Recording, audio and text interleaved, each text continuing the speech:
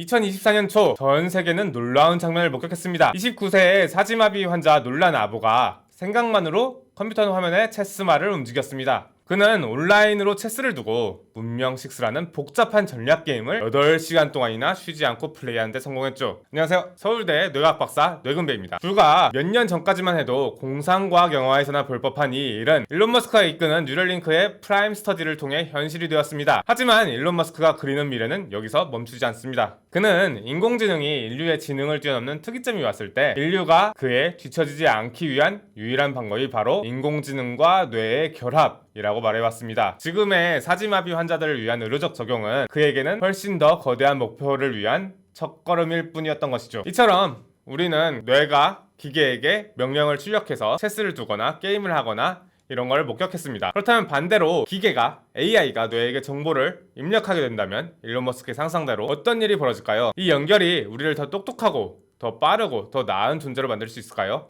인간과 AI는 정말 하나가 돼서 새로운 차원의 인류 트랜스휴먼으로 거듭날 수 있을까요? 오늘 그 가능성을 뇌과학적으로 파헤쳐보도록 하겠습니다. 우리 뇌는 지구상에서 가장 강력한 컴퓨터라고 할 수 있습니다. 하지만 이 엄청난 컴퓨터에는 한 가지 치명적인 약점이 있죠. 바로 입출력 속도가 너무나도 느리다는 점입니다. 우리는 키보드와 마우스를 통해서 컴퓨터에 입력을 할 수 있습니다. 하지만 생각의 속도는 이보다 비교가 되지 않게 빠르죠. 일론 머스크는 이와 같은 현상을 키보드를 두들기는 우리 손가락이 그저 고기막대기에 지나지 않는다고 이를 풍자한 적이 있죠. 이의 출발점은 뇌 컴퓨터 인터페이스, 즉 BCI라고 불리는 이 기술입니다. BCI는 우리의 뇌에서 발생하는 전기 신호를 외부 장치와 직접 연결하여 신경이나 근육을 거치지 않고 소통하는 기술을 말합니다. 우리의 뇌는 수십억 개의 신경세포, 즉 뉴런으로 이루어져 있습니다. 이 뉴런들의 활동 전위, 액션 포텐셜이라고 부르는 미세한 전기화학적 신호를 주고받으면서 서로 소통하죠. 우리가 무언가를 생각하고 느끼고 움직이려고 할 때마다 뇌에서는 특정한 패턴의 활동 전위가 발생합니다. BCI의 근본적인 목표는 바로 이 전기 신호를 엿듣고 해독하는 것입니다. 뉴럴링크의 침습적 BCI 시스템은 구체적으로 어떻게 구성되어 있을까요? 이 시스템은 크게 3가지 핵심 요소로 구성되어 있습니다.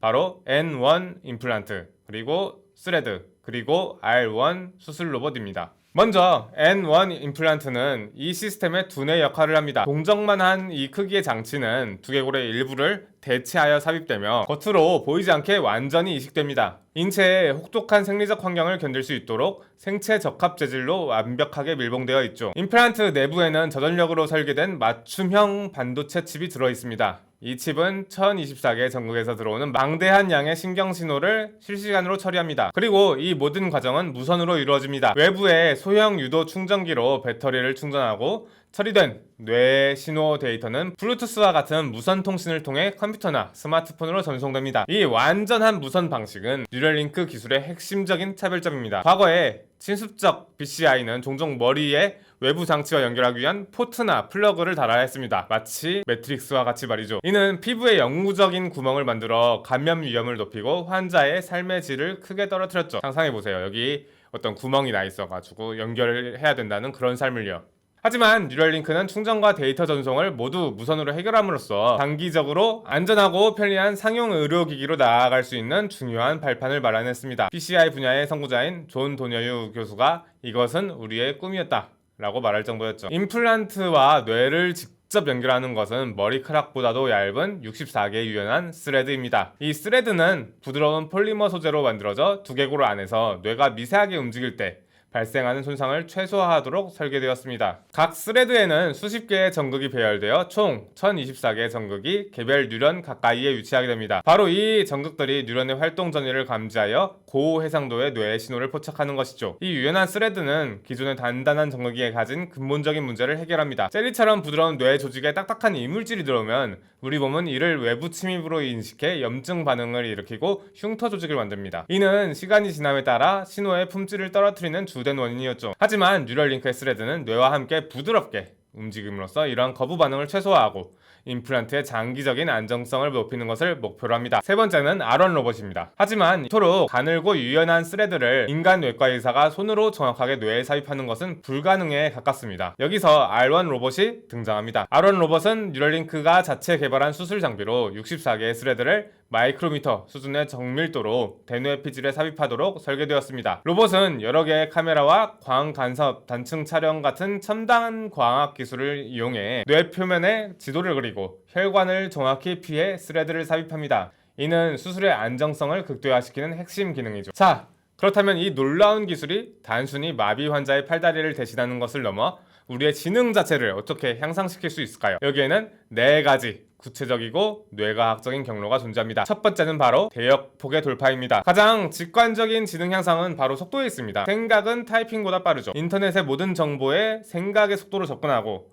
복잡한 3D 모델을 마치 찰흙을 주무르듯이 직관적인 복잡한 3D 모델을 마치 찰흙을 주무르듯 직관적으로 다루는 세상을 상상해 보십시오. 이것이 대역폭 돌파가 가져다줄 지능혁명의 시작입니다. 두 번째로는 최적화된 정신이 있겠습니다. BCI는 단순히 뇌의 명령을 밖으로 꺼내는 것뿐만 아니라 뇌의 상태를 읽을 수도 있습니다. 뇌과학 연구에 따르면 우리의 뇌가 새로운 정보를 가장 잘 받아들이는 최적의 순간이 존재합니다. 예를 들어 특정 뇌파인 세타파나 알파파가 활성화되거나 올라갈 때 기억력이 극대화된다는 사실이 밝혀졌죠. 미래에 BCI는 개인용 인지 코치 역할을 할 수 있습니다.